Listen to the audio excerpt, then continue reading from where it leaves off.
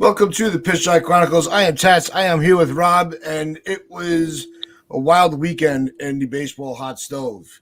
Texas signs DeGrom, the Phillies sign Turner, the Mets get Verlander, and the Yankees bring back Brian Cashman. We'll be breaking everything down right here on Pitch Side Chronicles.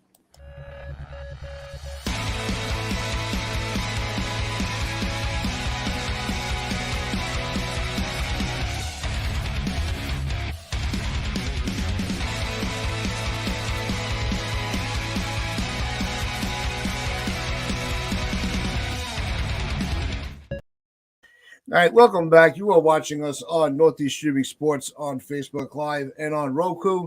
And you are watching also on our YouTube channel as well and our Facebook Live. And just make sure you like, comment, subscribe, all that fun stuff. Now let's get to some baseball. So, Rob, over the weekend, although we weren't expecting the big news from Judge, I think it's still a little too early in the winter meetings. Your opinion or reaction to DeGrom going to Texas? How do you think that changed the narrative of the weekend? I mean, it was expected. A lot of people thought it was going to happen early on. That was the expectation, was either Texas or the Mets. So he went to Texas. He got a really big deal to go there.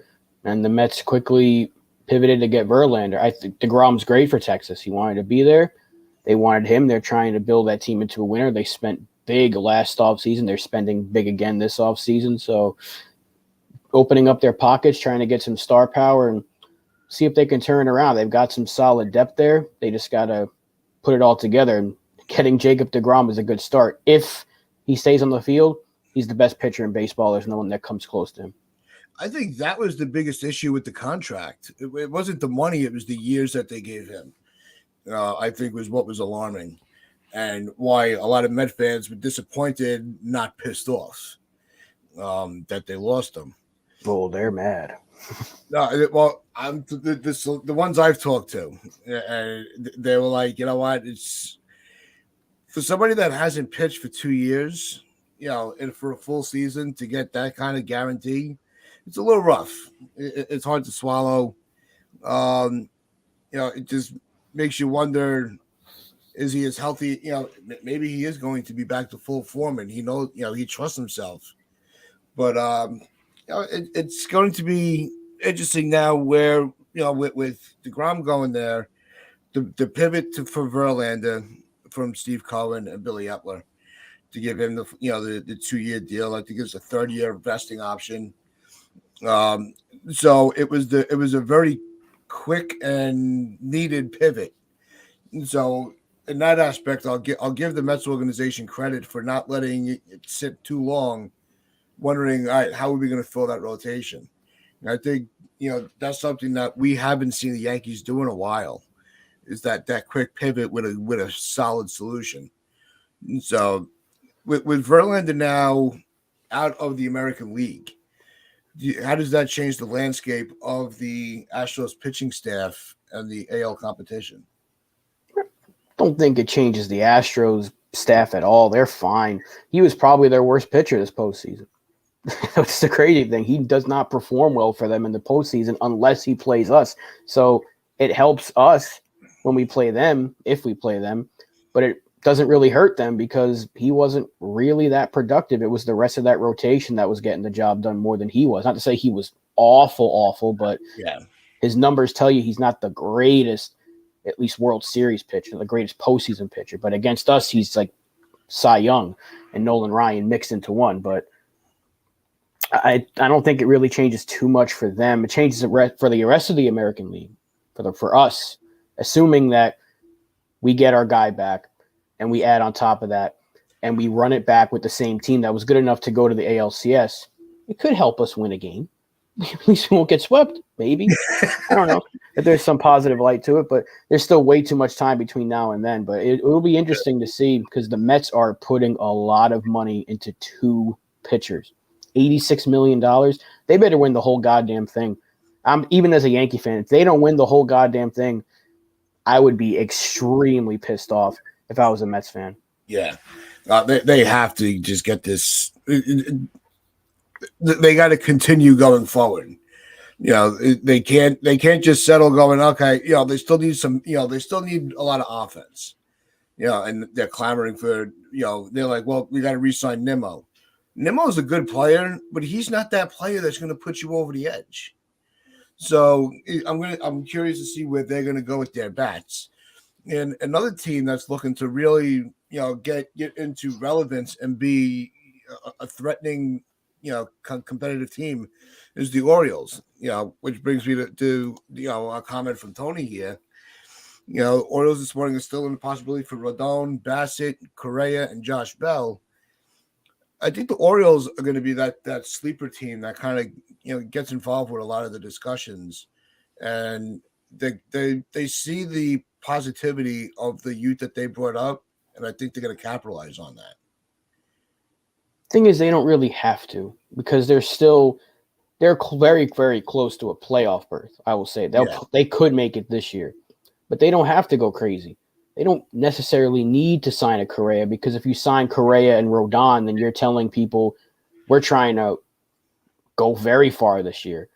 And I don't think that they're there just yet. They need a lot more in terms of pitching. Their pitching is solid. They got a lot of young guys coming up. I know Tony can attest to that, but if they get a guy like Bassett, that'd be great for them. Even if they got Rodon, that'd be great. I don't think they necessarily need Correa, because they got Gunnar Henderson coming up. So they're building the right way, and now they're saying, well, look, we got closer than expected, but they don't have to branch away from what they've been doing. They can add some depth for sure. They can spend some money on pitching. I just don't think they need to do it necessarily with the offense. Although Carlos Correa is a once-in-a-lifetime kind of shortstop that's available. It's now twice in 2 years, but they're going to have to compete with Minnesota. They want him back badly, so it'll be interesting. I don't know if they get him. I don't know if Baltimore gets any significant free agent, but if they got a Bassett, maybe even a Jameson Taillon, who's a good pitcher, he's getting a big market. They might not get the big guys, but they'll get some of that B tier free agent list. I think they're probably more into that second tier of free agents that's going to really help their roster. No, they're going to get relevant free agents. I don't think they're going to be, signing out of the basement. But the players like Rodon, Correa, I don't see that happening. More so with Rodon. So, because a lot of people, they're like, oh, well, it's just money, just sign them. But with that qualifying offer, there's a lot attached to that signing. That's 2 draft picks. That's $1 million in international money that's gone that you have to give up. And I think that the international money is what's going to take some teams out of the equation, because they're in rebuild and they're looking to get, fresh talent. The Yankees are one of those few teams that can afford to take some money out of their international pool. They don't, our farm system is strong enough. We don't need to worry about the draft. Yeah, like Johnny said, right, we don't have to worry about the draft picks. Our farm system is strong enough to withstand giving up those assets.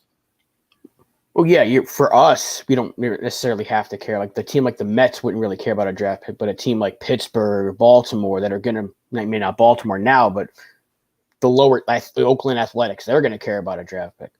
We shouldn't, but the Yankees do. They haven't signed a lot of these qualifying players because they don't want to give up that draft pick. So we've seen it be done in the past. Some teams do, some teams don't. We'll just have to wait and see what happens. Yeah. LA Yankee King, thanks for joining the chat. Henderson could be moved to second base, Correa the Orioles shortstop. It's possible. But will they spend $30 million a year for him? Well, that's what it is. It's, Correa just did the 1 year deal and he got out of Minnesota. Does he do that again? Or does he now gamble on himself that he can have a longer sustained contract and be, remain the top shortstop for the next 5 years? You don't know. It's very tricky. I think that 1 year deal and with that short deal, the opt out with Correa, I think he might have hurt his value a little bit. No, he had that. I think he had COVID to start the season or something like that. He was out for a little bit. He still had a fine year. His numbers defensively weren't as good, but he was still really good.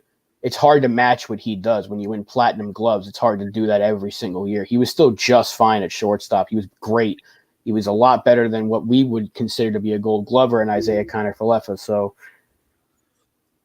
I mean, he's still worth $30 million a year, I think, because you know what you're going to get with him. He's a proven postseason hitter. He's a proven Gold Glove winner. Great player. Trash can or not, he didn't need it. And the Twins need him back. A team like Baltimore could use him, but they don't have to go sign him. A lot of teams could use him. We could use him.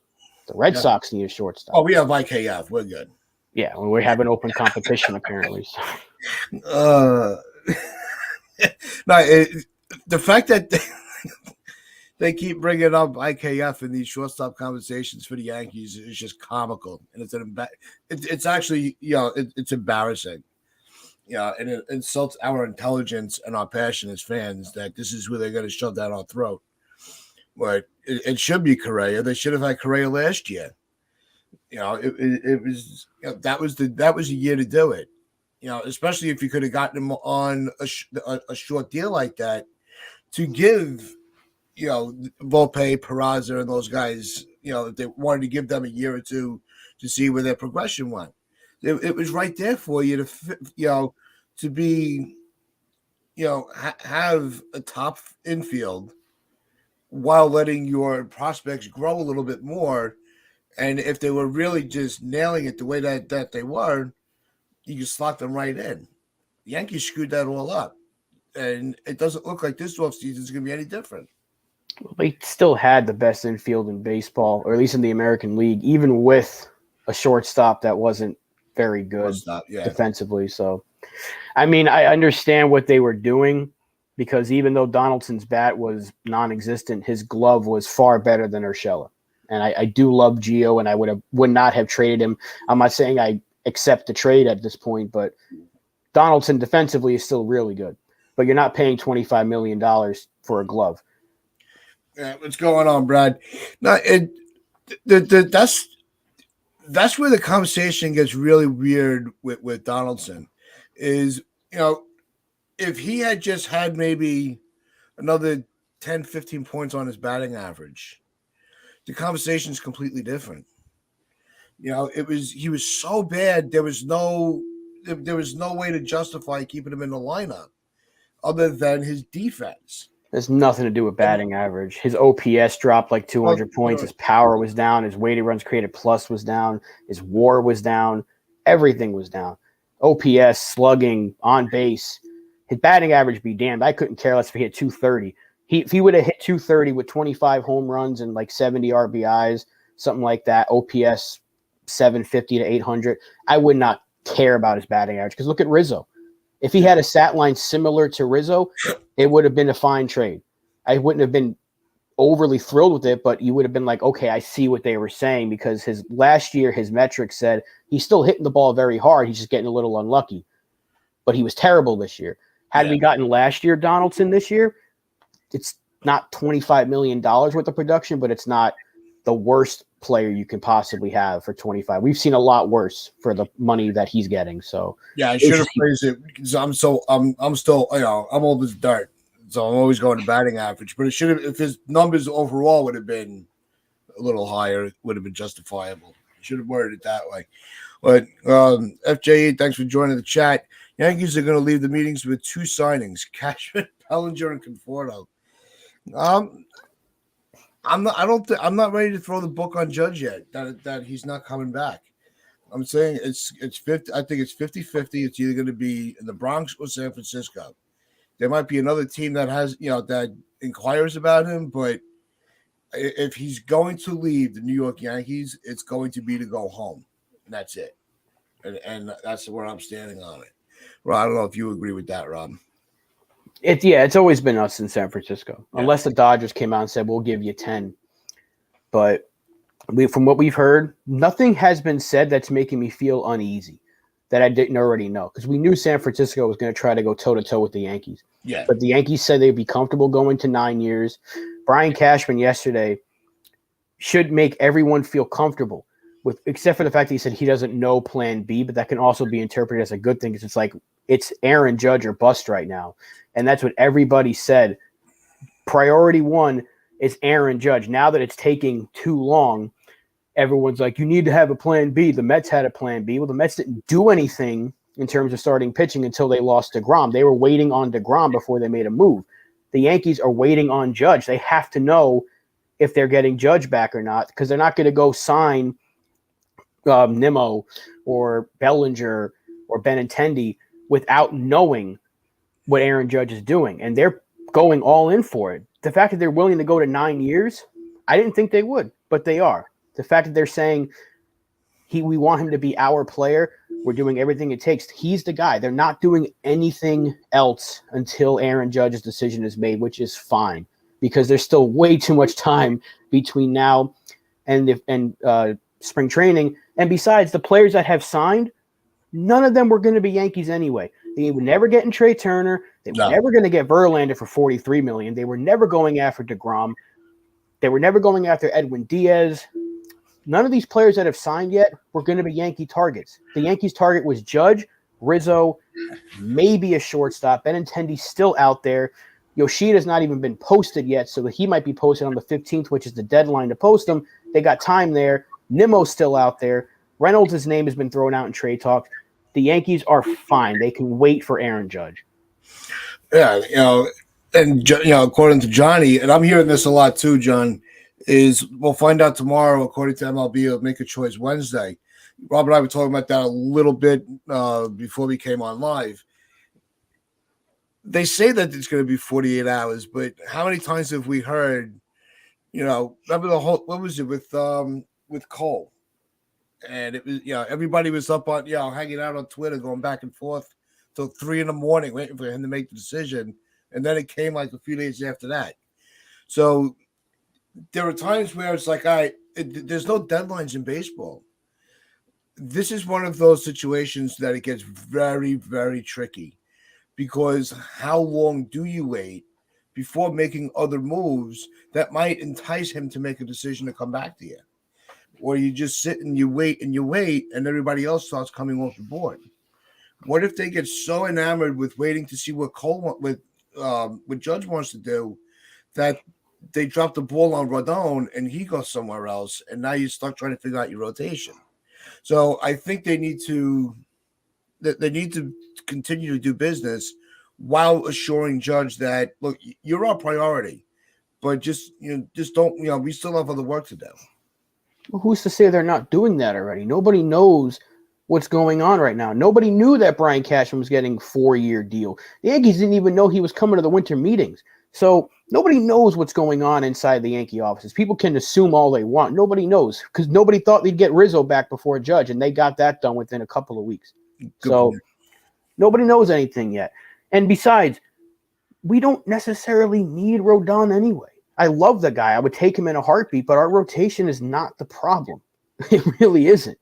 On paper, Cole, Sevy, Nestor, Montas, Herman is just fine, especially that 4-5, which Montas would be a number 1, number 2 in a lot of other places. For us, he's a number 4.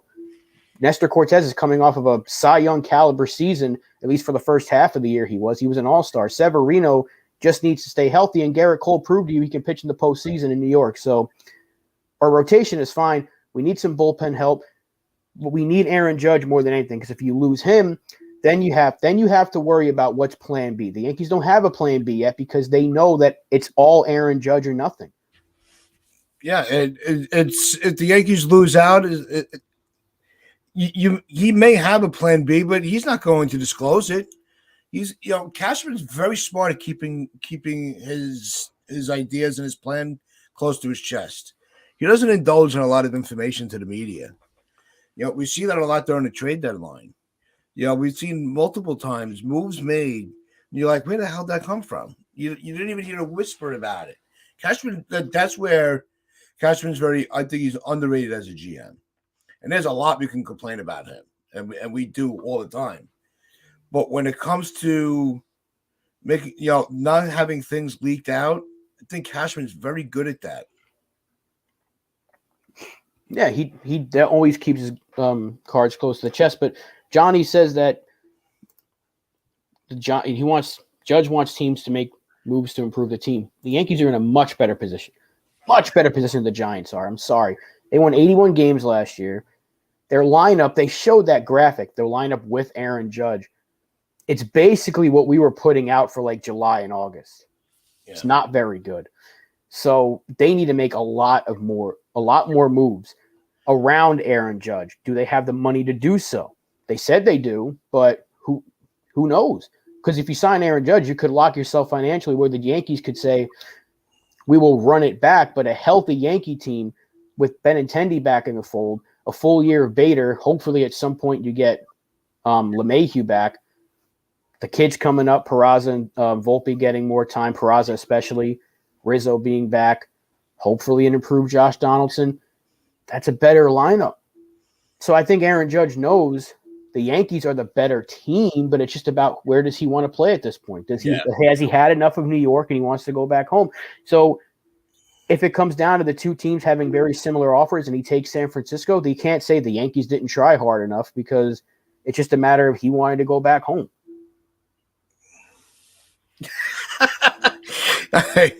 Elliot's comment here got me distracted.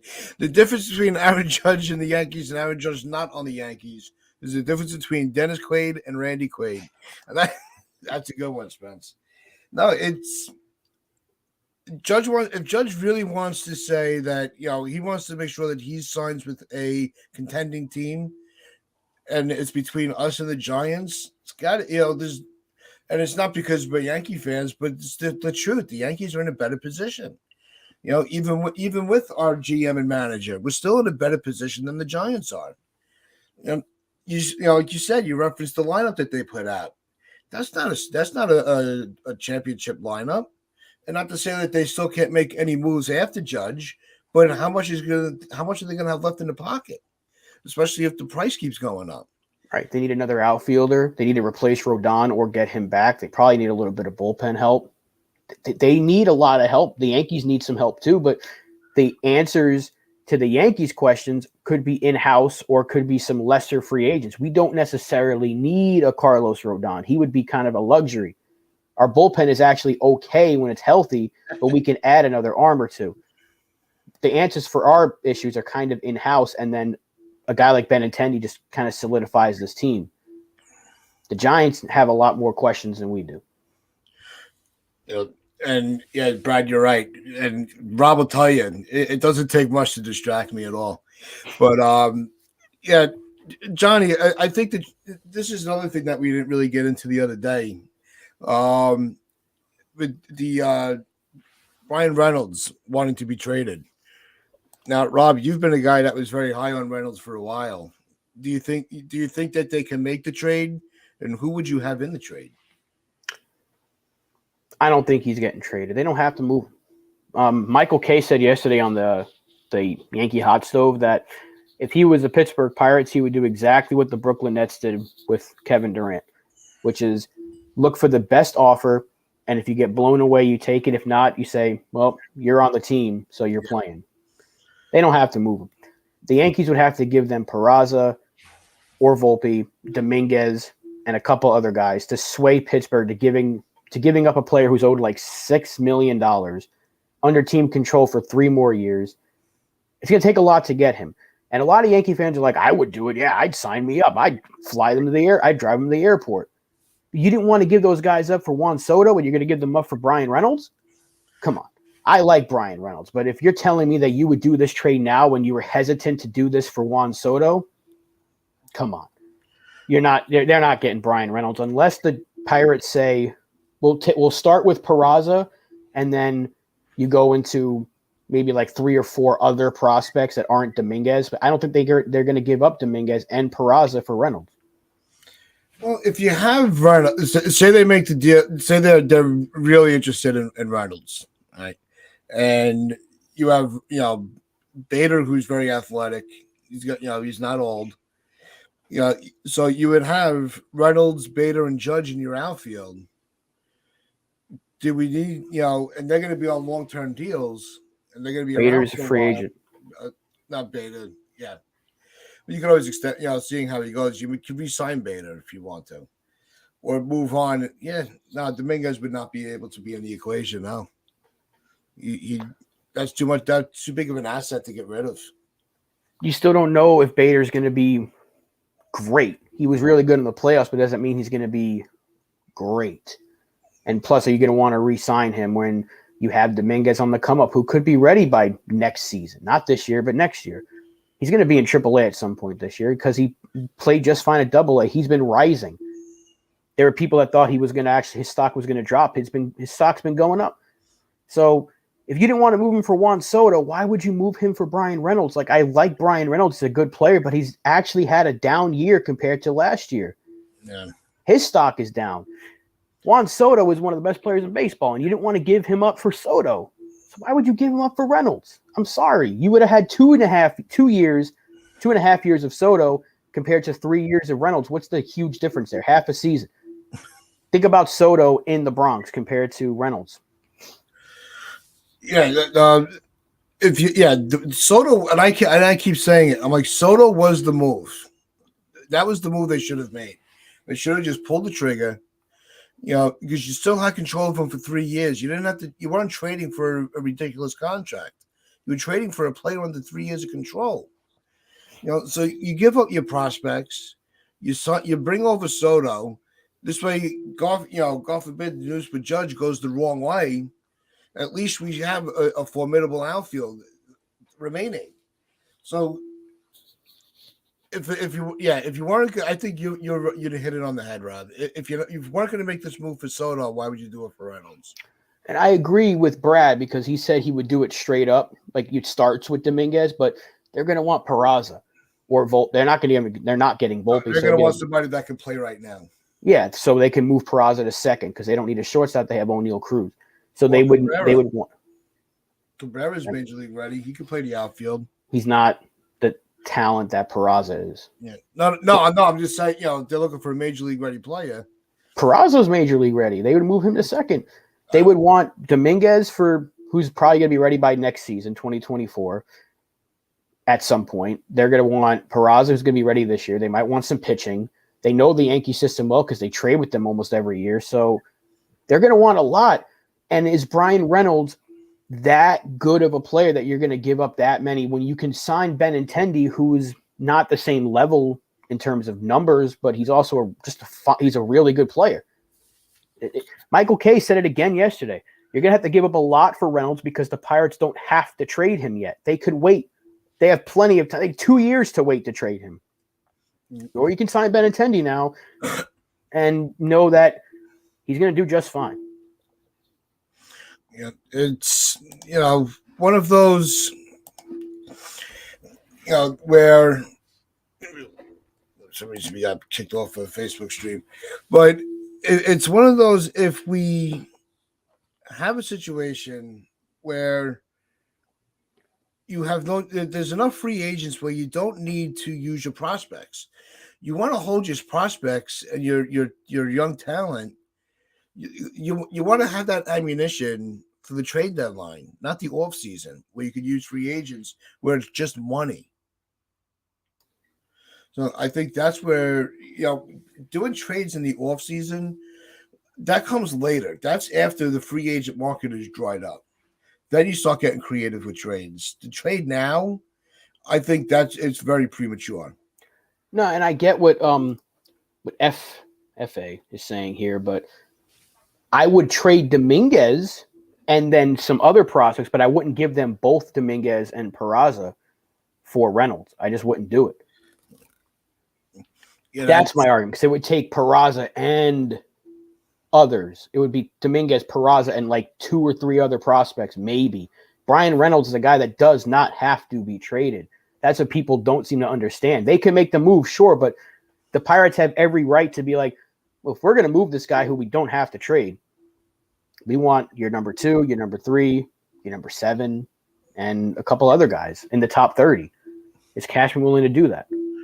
Yeah. Donald, how are you?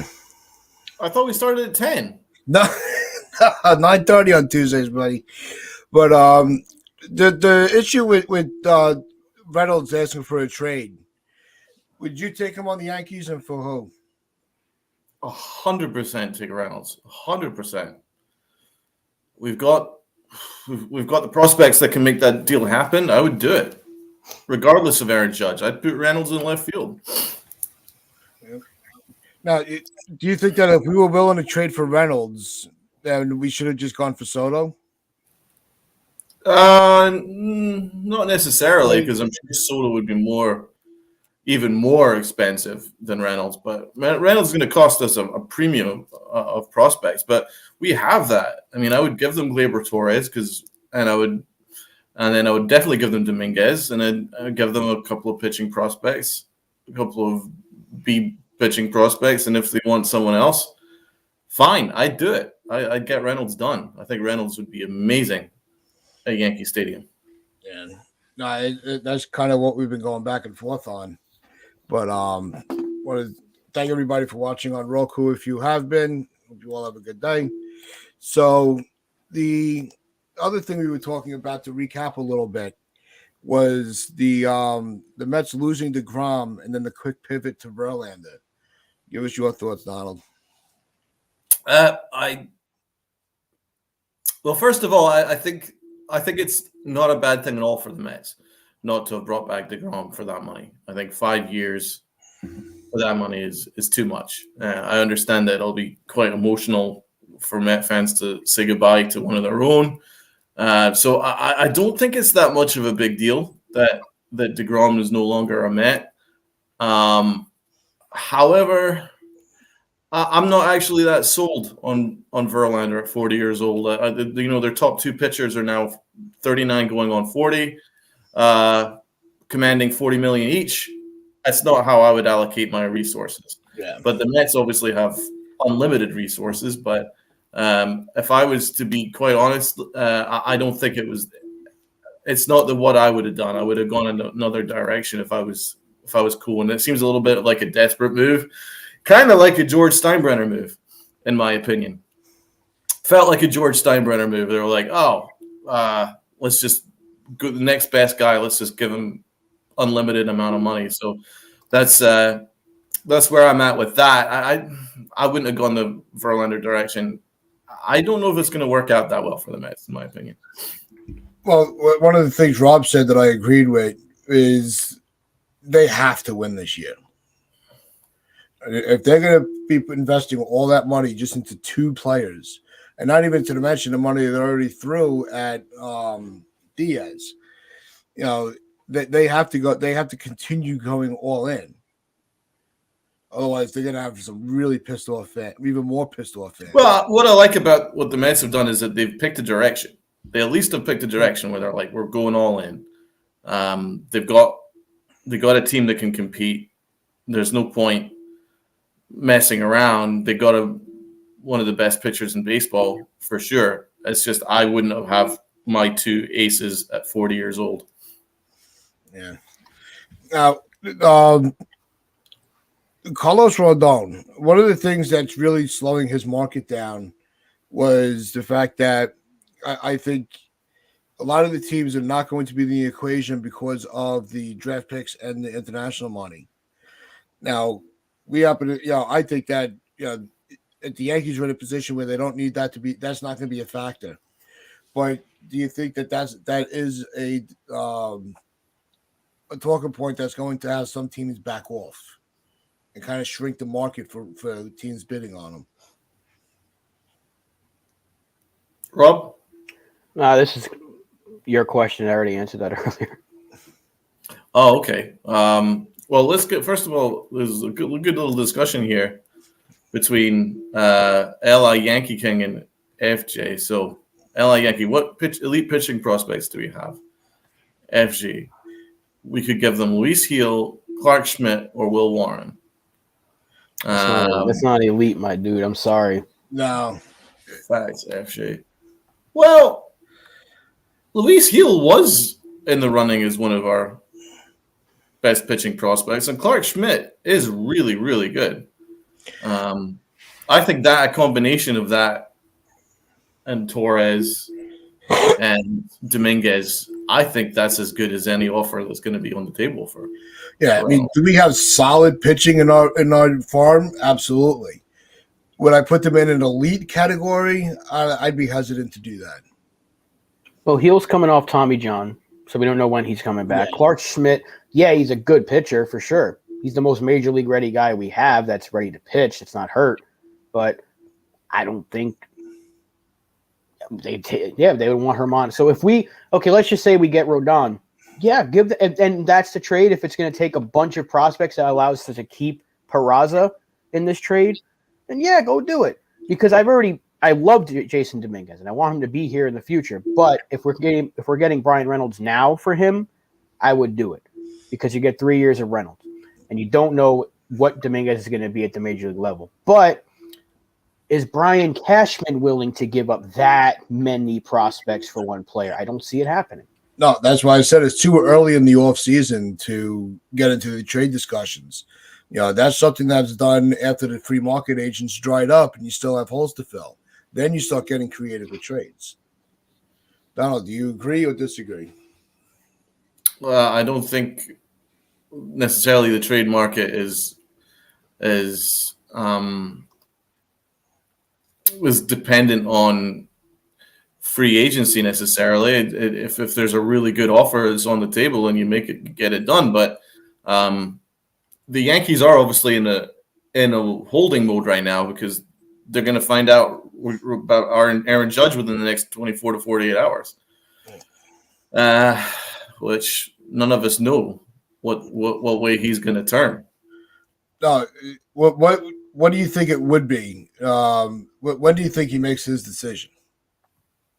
When do I think? You think it's going to come in that 48-hour window, or? Yep, I do. I think it's going to be either late tonight or late tomorrow. I do think that within the next 48 hours, it's going to during the winter meetings. That's why he's in San Diego later today, which is very weird for me. I don't quite understand that. And apparently, the Yankees had no idea why he's going to the winter meetings. So, where are you guys on this? Do you think he's coming back or what? It's 50-50. Do I think he's coming? I want to say, yeah, he's coming back. And then if he goes to San Francisco, I'm going to be pissed off. Can you really be pissed off if he goes back home? So it's hard to say which way he's going to go. I still think it's 50-50. And I don't think there's not going to be another team in the mix. You might hear some whispers of another team that's interested.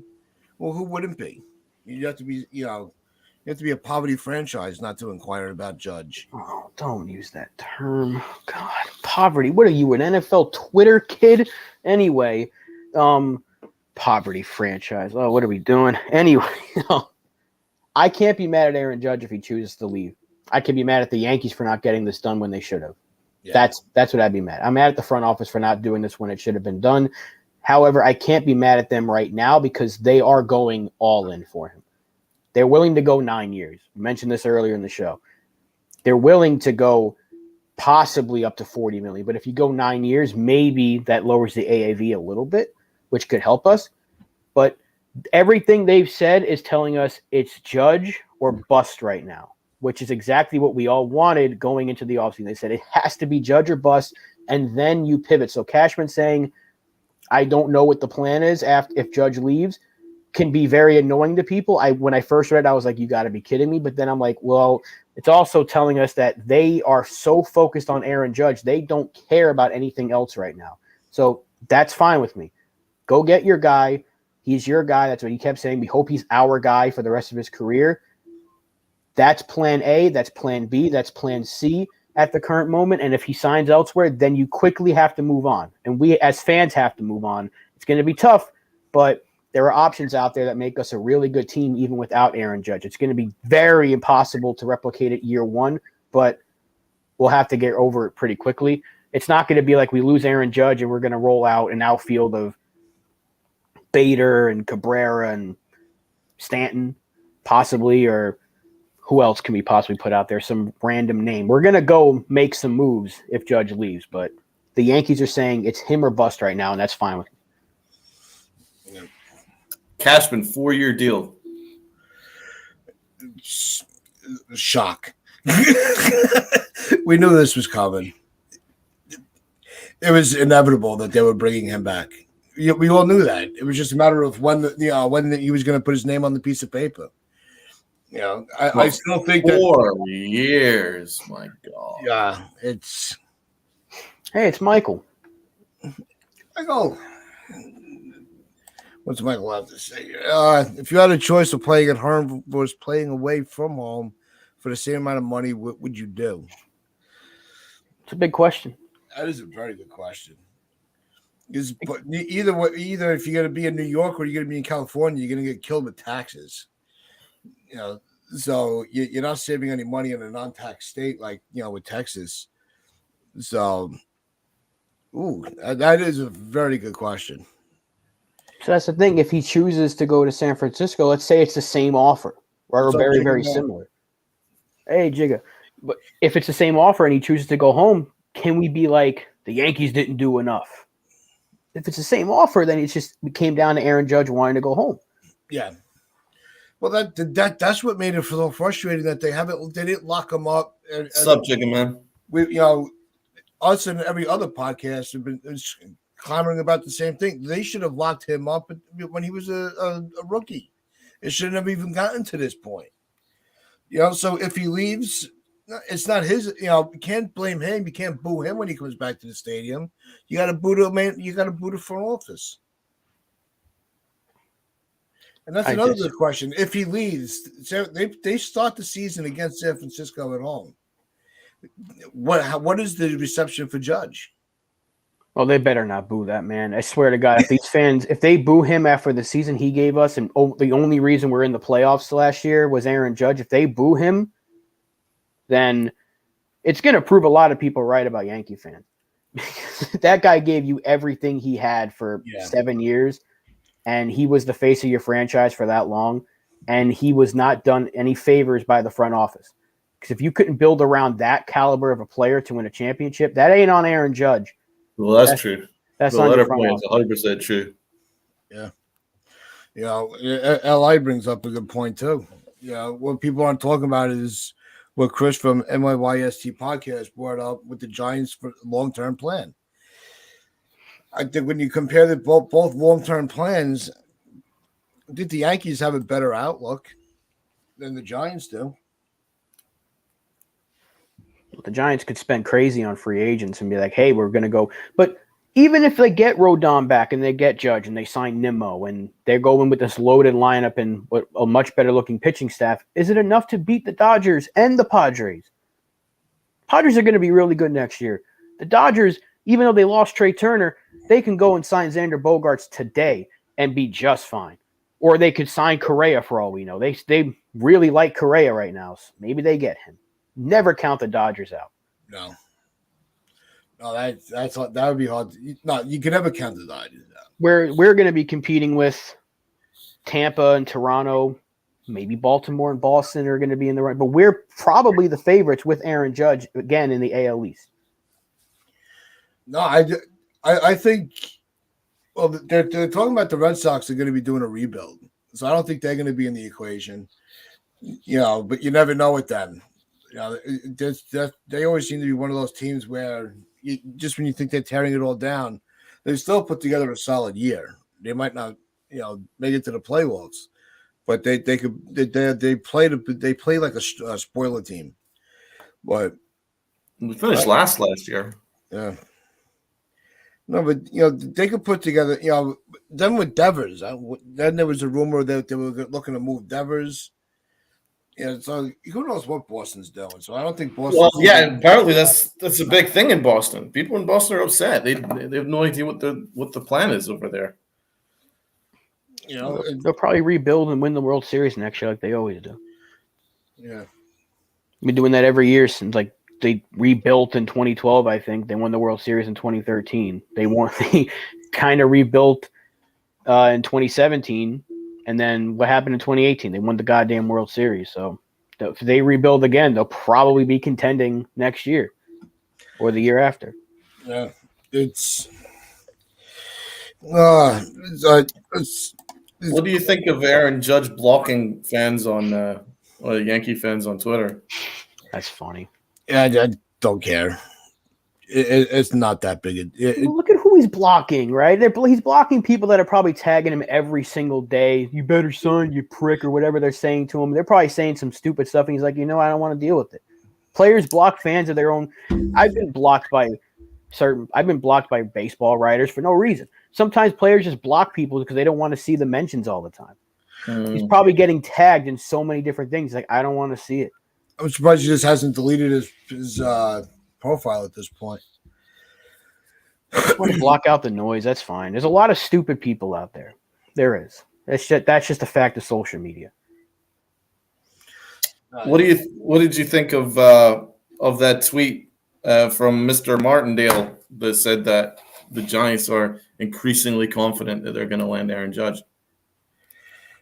Martindale? You not who? Nolan Martindale. Thinking of the Bob Giants Nightingale. defensive coordinator. Bob Nightingale. Oh, if anything, that tells me the Yankees are getting him back in like 15 minutes. yeah. He's like the fucking Black Hand. It's like him, and then what's that Red Sox guy, Pereira? He's always putting predictions out. He's always wrong. It's awesome. Oh yeah, he's one of the best Twitter users out there. Every time he says like, "Oh, I guarantee the Red Sox win this game," and it's like they lose. It's like, "Oh, we got this one in the bag, guys. Don't even need to watch it." Well, yeah, Sean I'm not blocked. Yeah, I said some bad stuff about his GM manager. yeah. You believe me, they know who you are. You've been blocked by just about everyone, Li. Li, you're a hero. But it's going to be just, we're already, about 17 hours into that 48-hour deadline. So, we'll see what happens. Hopefully on Thursday when we get in, when we come on, we'll have better Judge news to talk about rather than all these speculations and rumors. And why is Judge at the winter meetings? Because MLB Radio speculated the reason why he's doing it is he wants to drum up a higher offer from a team that's not the Yankees. Probably wants to meet with some other teams, like the Dodgers or maybe Houston, which would be a nightmare, or Seattle. Maybe he wants to talk to Cashman face-to-face now that he's got his official deal, which I think is important because maybe he didn't know. That's why he was talking to Hal. Now that he's got this deal in hand, they've had some back and forths. Cashman said yesterday that they've had offers and counter offers between both sides. That's a good sign. Maybe they want the face-to-face meeting and say, let's get this done here, or I'm not signing with you. Maybe this is like his deadline. The Yankees said we're not going to give him a deadline. They're saying we can't do that for this player. We've done it in the past, but we can't do that for him. We got to let this play out. Maybe this is Judge saying it's at these meetings or I ain't coming back. Maybe he's putting the pressure on Cashman. But the thing is, the Yankees don't have any meetings planned with him at the winter meetings. Well, they couldn't now because they didn't even know he was going to. They didn't even know he was going to be there. Isn't that a bad sign that they didn't know he was going to be there? He could have been on his way to the zoo for all we know. Just been like, well, no, he was at the Tampa Bay. He was at the Tampa Bay game last night. We know about that, but I'm still trying to work it out. Yeah, according to Cashman, they had no idea Judge was attending the winter meetings. Isn't that a bad sign? Well, it just came out from Brian Hoke, middle of the day or middle of the evening yesterday. So maybe nobody knew until that report came out. No, and then the next thing you know, you're seeing pictures of him in Tampa. So who knows what the hell's going on?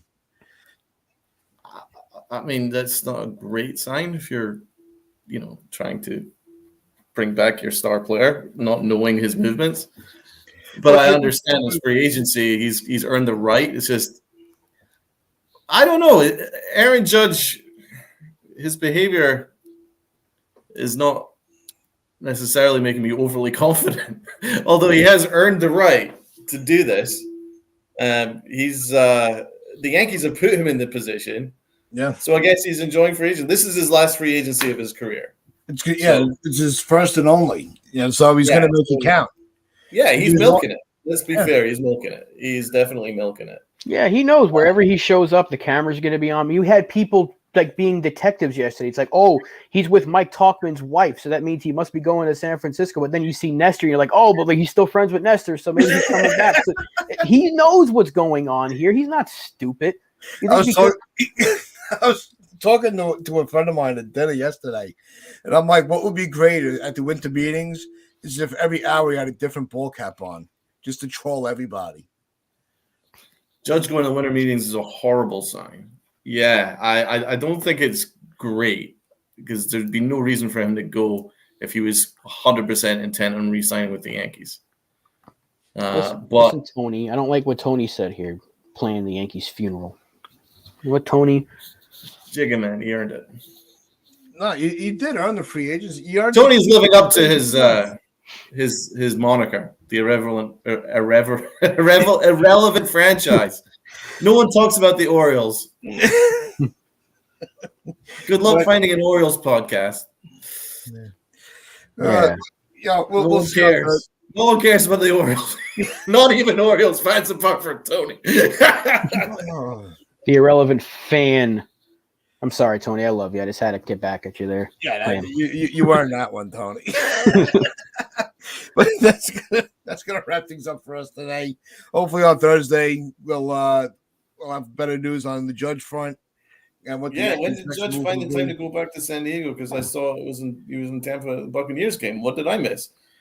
Great. We Well, all missed something because we don't know what the hell is going on. well, it's not we all. Brian Cashman didn't know, which is even more concerning. But yeah, he was. Tampa and San Diego are not exactly next door. No. It could have been a last-minute decision. Maybe he just said, I want to go there because he wants the attention. Because he knows that wherever he walks, he's going to get 170 pictures of where he is. And there's going to be an entourage with him. Like, oh, he's with his agent. He's signing. Where is he going? And it's going to be Judge Watch. He knows he's the Hopefully premier Donald free will be on agent. time next time. Dude, No, Pats last week text us, oh, what do you guys think about starting at 10? And I'm like, sounds good to me. But apparently we're back to 9:30 now. just on Tuesdays. Oh, right. But- Is that a new thing? Yeah, Brad Bleem tats. Ain't nothing to do with me. I was ready. Just make sure you like, comment, subscribe, tell all your friends, and we will be back on Thursday at 10 Dude, it's a a.m. shorter attention span. Uncle Tats. I think Rob can I got definitely Donald people testify to that. When it comes to the short attention span, I'm the king. That and short-term memory and long-term memory. She couldn't even remember which one it was that he didn't have. It was short-term Exactly. or long-term. Yep.